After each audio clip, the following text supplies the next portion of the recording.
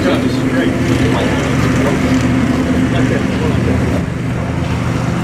Yeah. You gotta get into that. This is technology, right? This is technology. I know you guys will get me through this. It's great. It's great to see all you guys here. This crowd gets bigger every year. This is my second one, but you know, it looks like it's getting bigger every year. You probably heard there was a party last night because there's a whole lot of people. I know you guys are probably surprised to keep hearing about this. That there's a whole lot of people that are very interested in this building, and I think one of the reasons they're interested in it is partly like the same reason I am. And that is it's the only building I can think of that has a built-in fan club. And always has, I guess. So that is a big plus. There are a lot of buildings that couldn't say that. But part of what we were doing last night was to try to make the community aware that we came up with an idea that I really owe to my friendship with Gene and Ron and other guys that have been involved with VTI. And that is the idea that this building in some way has always been a kind of a workshop. It was a workshop when it was a glass factory. You remember they made those Chautauqua desks in here. Finally, Dodge School came over. Guys were working on their skills, to electrical skills. And then finally, I guess it's 44, it became VTI. So in essence, what we came up with is we thought it'd be great to keep the tradition and keep it a workshop. We didn't want to turn it into, a nice, perfect, commercial-looking kind of building where nobody got their hands dirty. We thought it'd be much more interesting to let people in the community come over and work on, you name it. Work on your little business, work on your desktop manufacturing, work on your woodwork project, work on your community organization, work on your theater group, work in your art studio.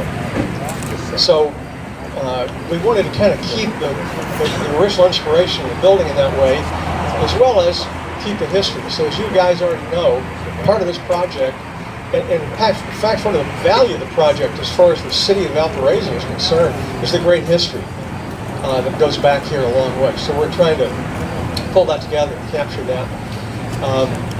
So I went to a city council meeting about a month ago when Walt was there talking to the meeting about what he needed for the building.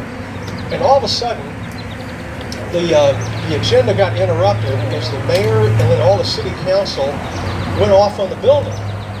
And so they all started talking about what a great thing this is, and we can't let this thing go down, and we got to save this history, and Walt, what else do you need, and so on. And then the mayor started talking about Bill Putnam, who he was aware of. I'd never heard of Bill Putnam, so I had to go look that up. And so I was really amazed at the awareness in the community of what this whole place was. And now after last night, we thought, well, we're talking to VU, and we're talking to Ivy Tech, and we're talking to NIPSCO, and so on, trying to figure out how we can put something together here. So we're going to have a little party. We're going to call it the launch party. Kind of hoping we can push the snowball down the hill and have it grow into something. And we planned for about 40 people to show up. And so we got the food and all that. 110 people showed up. And they're all roaming around looking at the artwork and looking at the drawing that design organization did for us, our volunteer architectural firm. So that was pretty great. We had some live jazz. We had people signing up to volunteer. So we got a little army in the works here. But you guys are going to hear more about this. We're going to need your help. We're going to need your feedback. We're going to need good ideas. This is not a top-down project. It's a bottom-up project. And you guys have all been here a while, and this is a tremendous talent pool I'm talking to right now. So we need to hear from you, and let us know what you'd like to do, what you'd like to see. To give you an example, this makerspace program, if we could do it, you got kids coming in here that want to work on stuff, some of it technical, some of it a little less technical, but they don't have the skills.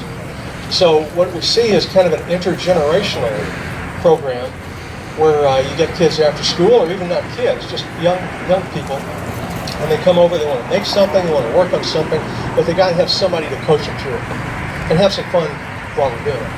So that makerspace thing is kind of a club where kid and his buddies come over and they just work on stuff. That's the workshop. So that's a little bit of our thinking, where we'd like to go. We're getting a lot of good signals. We're taking a deep breath because there's going to have to be some serious checks written here to make this happen.